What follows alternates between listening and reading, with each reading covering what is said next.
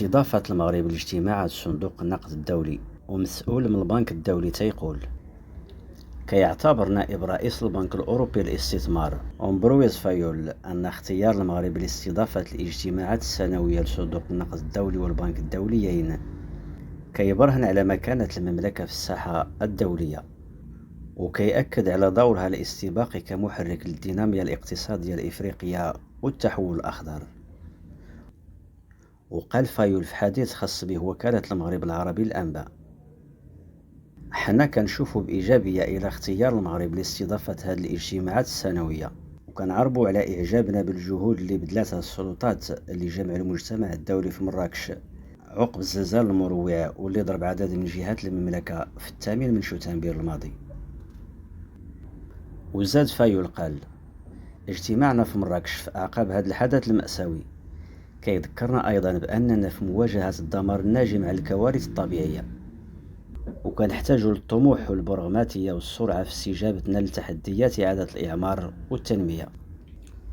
وقال نائب رئيس البنك الدولي للاستثمار: إلى أن تنظيم مثل هذا الحدث في المغرب كيقدم منصة فريدة لتسليط الضوء على أصوات واهتمامات البلدان الإفريقية وغيرها من البلدان الناشئة والنامية. وحنا على قناعة بأن هذه الاجتماعات غتساعد في تعزيز المبادرات الملموسة لصالح المشاريع المتعلقة بالرقمنة وكذلك الرعاية الصحية والتعليم فضلا عن النقل.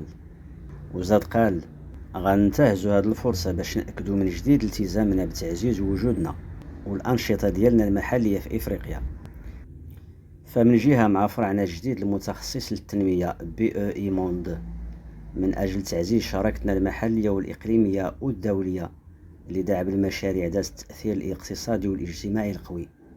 ومن جهة أخرى في إطار مبادرة البوابة العالمية للاتحاد الأوروبي Global Gateway واللي كتهدف إلى تعبئة إجمالي 300 مليار يورو من الاستثمارات بحلول العام 2027. وشار إلى أنه من بين التدابير اللي كيعمل عليها بنك الاستثمار الأوروبي وهناك تمديد أجل استحقاق فترات السماح القروض السيادية بحيث كيمكن للمشاريع تكون عندها تأثيرات أكبر، وكذلك إدخال بنود كتهدف إلى تأجيل خدمة الديون في حالة حدوث الطوارئ المناخية والكوارث الطبيعية في البلدان المعرضة للخطر.